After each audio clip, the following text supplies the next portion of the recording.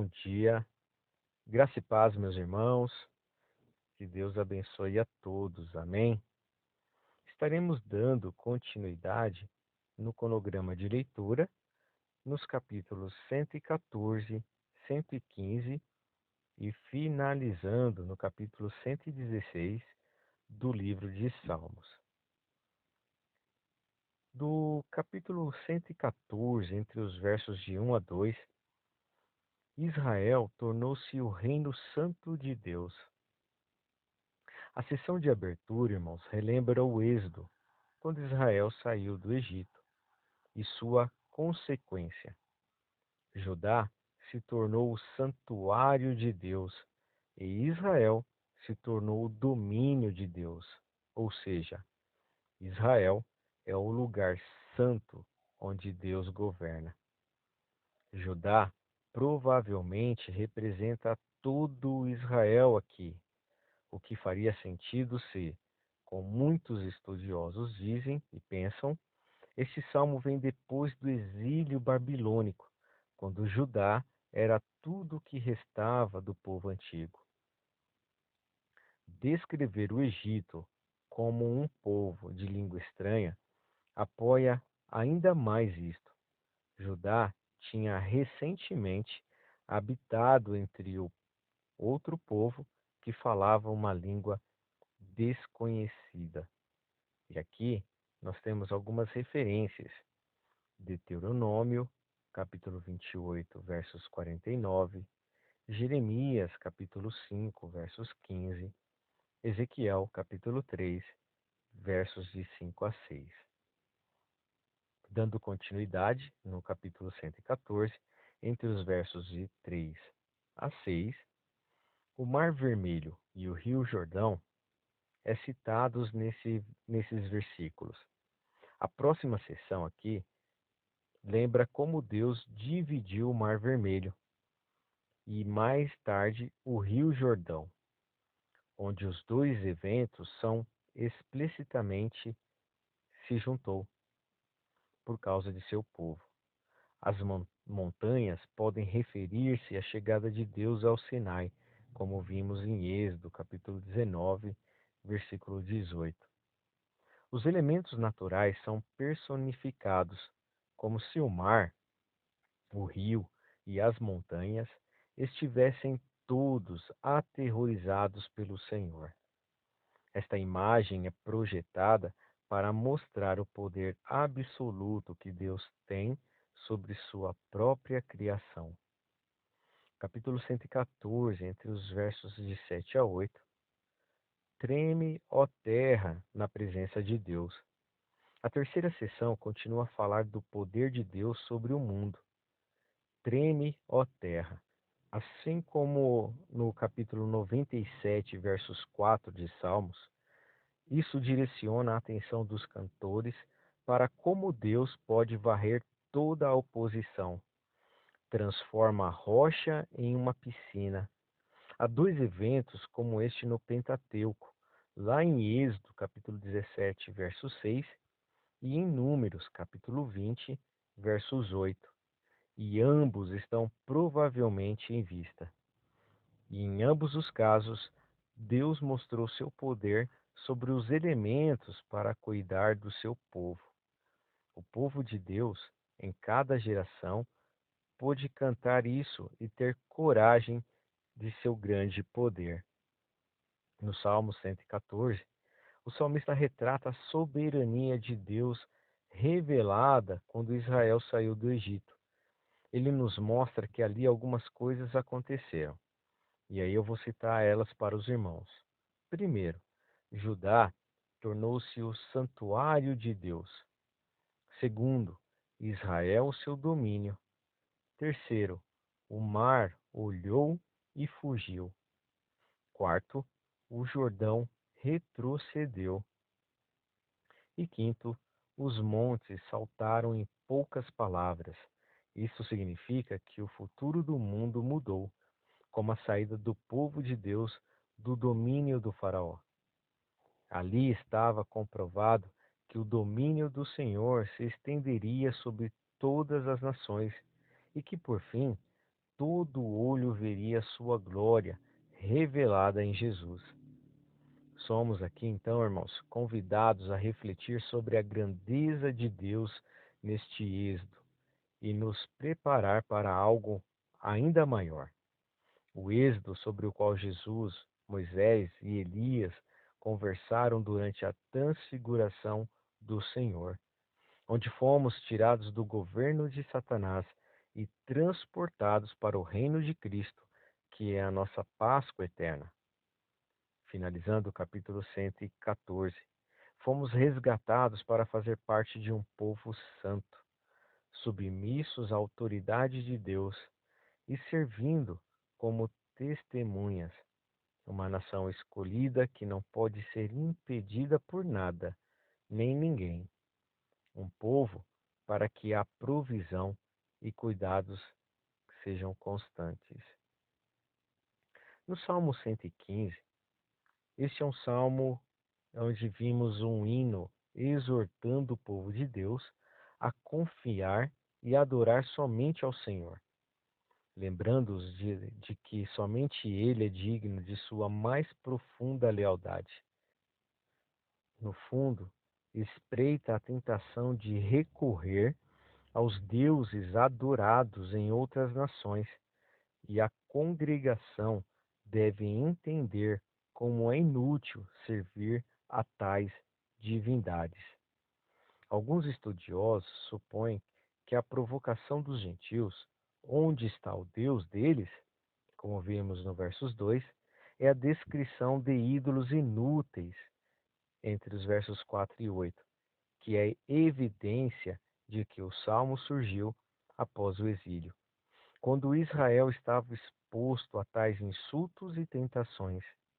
E alguns tomaram a expressão, vós que temeis ao Senhor, como vimos lá entre os versos de 11 e 13, para dirigir-se aos gentios que adoraram o Senhor, que começou a ser uma característica notável da vida judaica no período grego, ou seja, depois dos 330 anos depois de Cristo.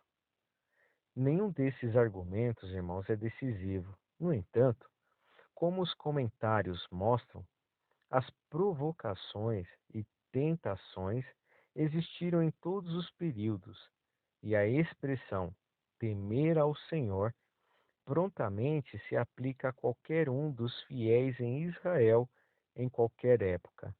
No entanto, se o salmo se originou antes do exílio, certamente assumiu uma relevância renovada no período pós-exílico, e os gentios que frequentavam a sinagoga poderiam ser incluídos entre os que temem ao Senhor, o verdadeiro Deus. De fato, irmãos, os cristãos podem cantar este salmo com o mesmo propósito de fortalecer sua lealdade e confiança no verdadeiro Deus. Então, vimos que entre os versos de 1 a 8, somente um Deus merece louvor. Esta seção desenvolve a ideia, irmãos, de que somente o Senhor merece glória, isto é, honra. Primeiro, por causa de seu amor e fidelidade, e segundo, porque ele está nos céus, em uma posição de governo sobre todos nós, e em poder soberano, ele faz tudo o que lhe agrada, ao contrário dos deuses que os gentios adoram. Nos versos 2, porque as nações deveriam dizer, a preocupação com a reputação do Senhor entre as nações ocorre já lá no Êxodo, no capítulo 32, e Números, no capítulo 14. Quando Israel se lembrar de que seu próprio chamado inclui tomar o nome de Deus, tornar, na verdade, o nome de Deus conhecido entre os gentios, eles verão que mais do que a sua própria autoestima está em jogo aqui. Se os gentios pensam assim, não receberão a luz de Deus. A confissão de que Deus faz tudo o que lhe agrada é pertinente em resposta à provocação dos gentios, porque em Daniel capítulo 4, versos 35, os gentios confessam isso quando percebem que o Senhor é o verdadeiro Deus. E dando continuidade no capítulo 115, entre os versos de 4 a 8, esta passagem satírica expõe a loucura de adorar ídolos, bem como Isaías, em capítulo 44. Isso se baseia em Deuteronômio, capítulo 4, onde há denúncia regular de ídolos como obra de mãos humanas e, portanto, indignas de adoração humana, com referências em 2 Reis, capítulo 19, Isaías, capítulo 2, Jeremias, capítulo 1. O Salmo 135, de 15 a 18, repete a maioria desses versículos. Se esses são deuses, são dignos de adoração de Israel, é uma tragédia que os gentios os façam e se tornem como eles, isto é, sem vida e inúteis. Deixe Israel tomar o aviso. Dos versos de 9 a 11, deixe o povo de Deus confiar nele como sua ajuda e escudo. Em resposta à advertência, essa seção chama todos os membros do povo de Israel, a casa de Arão, para que temem ao Senhor, a confiar no Senhor. Só o Senhor está qualificado para ser a sua ajuda e seu escudo. No versos 10, a casa de Aaron era a família específica da tribo de Levi que abastecia os sacerdotes. Nos versos 11 do capítulo 115, na época do Novo Testamento, os gentios que aderiram à sinagoga eram chamados de tementes a Deus.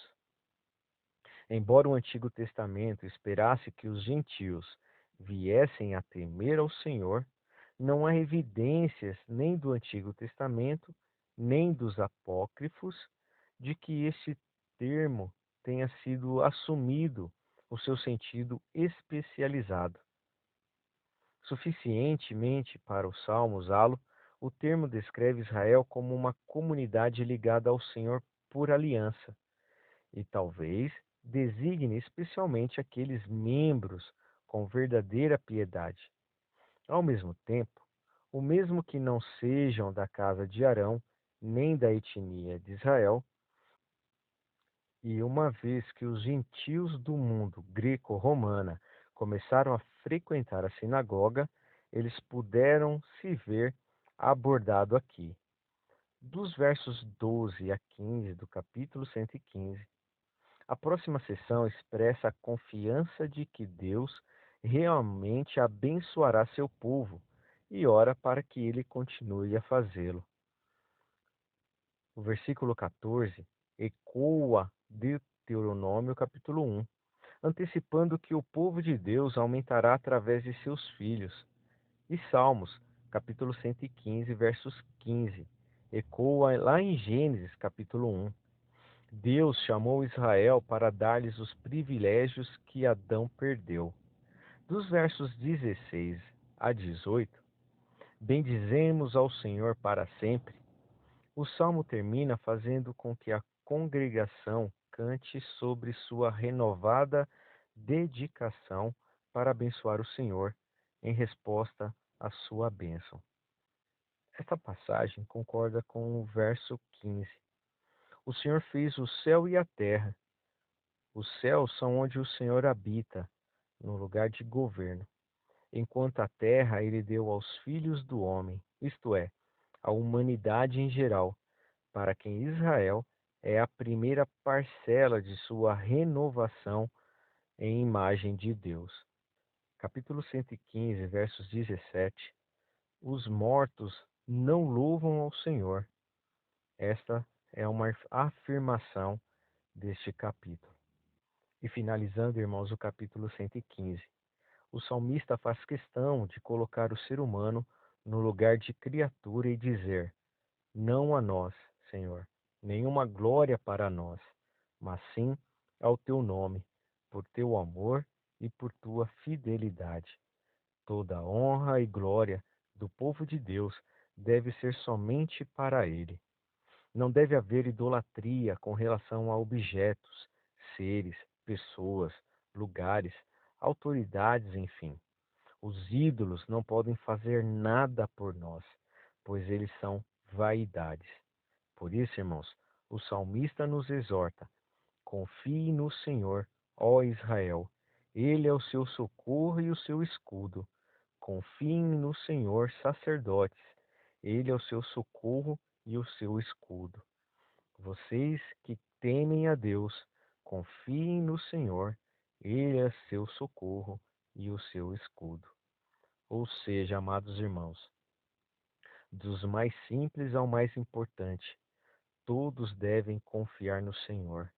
O Senhor tem prazer em abençoar o seu povo e cuidar de suas necessidades. Deus é bom e a sua bênção permanecerá sobre a vida daqueles que o amam e buscam. Amém? Capítulo 116. Vimos que esse salmo é um hino de agradecimento pessoal pelo cuidado de Deus. A circunstância específica é uma libertação da morte iminente. As palavras do salmo podem ser generalizadas para outros tipos de respostas dramáticas à oração em tempos de extrema necessidade. O salmo é notável por sua suposição de que os agradecimentos por essa libertação muito pessoal são devidamente consumados no culto público. Essas palavras são uma forma excelente para o povo de Deus usarem agradecimentos públicos. Capítulo 116, entre os versos de 1 a 4. O salmo abre com uma declaração direta de seu tema geral. Eu amo o Senhor, porque Ele ouviu a minha voz e as minhas súplicas de misericórdia. O povo de Israel é instado a amar ao Senhor em resposta às bênçãos de sua aliança. Que o amor cresça à medida de que os fiéis experimentam a obra de Deus entre a comunidade e entre suas próprias vidas. Da mesma forma, o cantor invocou o nome do Senhor em aflição e agora resolve invocá-lo enquanto viver. Nos versos 3 do capítulo 116, as armadilhas da morte e as dores do Sheol são provavelmente a mesma coisa. Ele estava à beira da morte, sobre o Sheol, como um nome poético para a sepultura. Nos versos 4, invocou o nome do Senhor. Esse pode ser um termo geral para invocar uma divindade em oração. Por exemplo, por mais que frequentemente se refere a uma oração que é parte do culto público, que é provavelmente o caso aqui, em vista do mesmo termo lá no capítulo 116, versos 13. Assim, o pedido foi feito como parte de um culto de adoração. Dos versos 5 a 7, a resposta à oração urgente leva à reflexão sobre o caráter de Deus, a saber que ele é gracioso, misericordioso e justo. Os piedosos já devem saber disso, e, no entanto, a experiência que está sendo celebrada tornou essas noções ainda mais reais para o cristão. Dos versos de 8 a 11, a canção retoma e retorna à situação desesperadora da qual a pessoa foi libertada. Morte, lágrimas, tropeços. Estes cobrem uma variedade mais ampla de circunstâncias do que simplesmente a morte do corpo de alguém, e podem ser o convite do salmista aos cantores para aplicar o salmo de forma mais geral a experiências de necessidade. O salmo também leva a pessoa agradecida a ver como fazer o bom uso da libertação. Andarei diante do Senhor, ou seja, em amor, fé e obediência a Ele. Nos versos 10, a expressão eu acreditei mesmo quando falei, vimos que lá numa referência em 2 Coríntios, capítulo 4, versos 13, Paulo usa a Septuaginta grega desta linha, escrita eu creio e assim falei. Paulo está narrando os tipos de provações desesperadas das quais Deus os resgatou, e, portanto, é apropriado que ele tome emprestado estas palavras. Toda a humanidade é mentirosa, como vimos aqui no versos 11. Em Romanos, capítulo 3, Paulo toma emprestada a palavra grega todo humano é mentiroso, para enfatizar a veracidade de Deus, que honra o contexto dos Salmos.